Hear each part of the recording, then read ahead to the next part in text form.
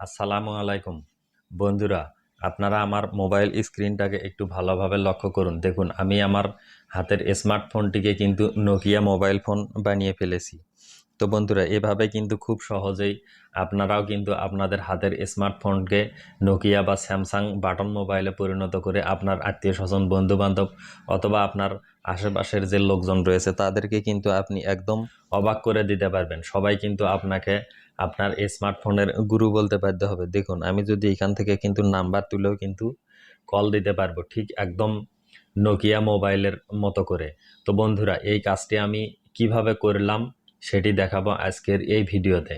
তো আপনি যদি ভিডিওটি শেষ পর্যন্ত কন্টিনিউ করেন, আপনিও কিন্তু আপনার স্মার্টফোনকে এরকম বাটন ফোন বানিয়ে ব্যবহার করতে পারবেন। তো বন্ধুরা দেখুন, আমার কিন্তু এটি একটি স্মার্টফোন, সেটিকে আমি কিভাবে দেখুন নোকিয়া ফোনে পরিণত করেছি। তো চলুন বন্ধুরা, কথা না বাড়িয়ে মূল ভিডিওতে চলে যাই এবং দেখে আসি কিভাবে আপনিও আপনার স্মার্টফোনকে এরকম নোকিয়া বা স্যামসাং ফোন বাটন ফোন বানিয়ে ফেলবেন। তো বন্ধুরা, এই কাজটুকু করার জন্য আপনাকে আপনার ফোনে ছোট্ট একটি অ্যাপস আগে ডাউনলোড করতে হবে গুগল প্লে স্টোরে। তো আপনি গুগল প্লে স্টোরে যাবেন এবং উপরে যে সার্চ অপশন রয়েছে সেখানে আপনি লিখবেন নোকিয়া 1280 লঞ্চার। দেখুন, আপনারা একটু ভালোভাবে লোগোটিকে দেখে রাখুন। এই অ্যাপসটিকে প্রথমে আপনার ফোনে কিন্তু ডাউনলোড করে নিতে হবে।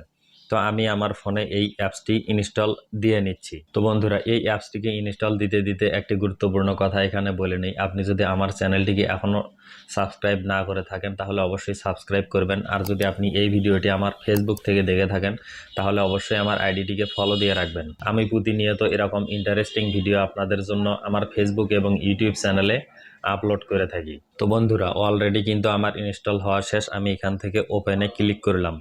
ওপেনে ক্লিক করলে ঠিক এরকম একটি ইন্টারফেস কিন্তু আপনার সামনে ওপেন হয়ে যাবে।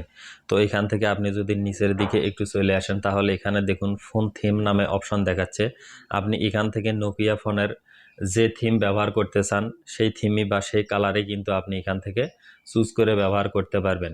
তো ধরুন, আমি এখান থেকে একটি থিম এখানে সিলেক্ট করে দিলাম। দেওয়ার পর ব্যাক চলে আসলাম। ব্যাক আসার পর এখানে দেখুন ফোন থিম, আর নিচে দেখুন ফোন নেম, অর্থাৎ এখানে যে নোকিয়া লেখা রয়েছে এটি কিন্তু আপনি এডিট করে স্যামসাং বা অন্য কোনো নামও দিয়ে দিতে পারবেন। ধরুন, আমি স্যামসাং এখান থেকে দিয়ে দিচ্ছি। স্যামসাং দিয়ে আমি এখানে অ্যাপ্লাই দিয়ে দিলাম।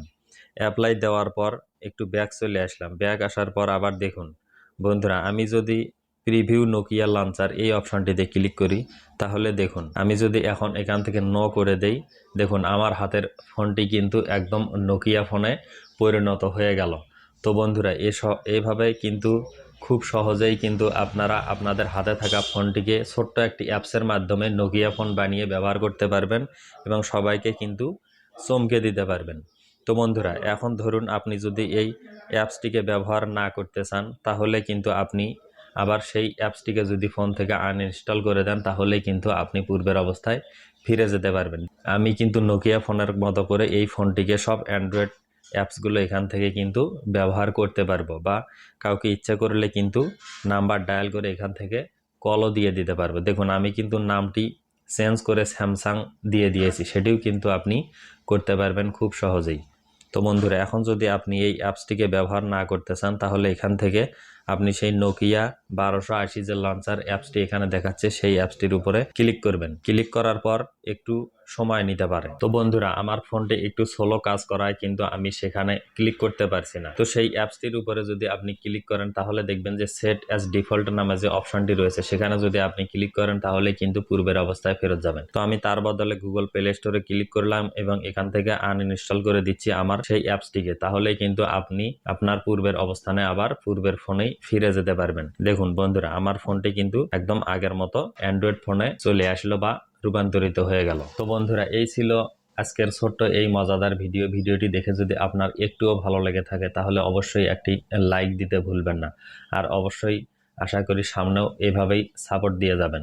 তো বন্ধুরা, সবাই ভালো থাকবেন, সুস্থ থাকবেন, নিরাপদে থাকবেন। দেখা হবে পরবর্তী কোনো ভিডিওতে। আল্লাহ হাফেজ।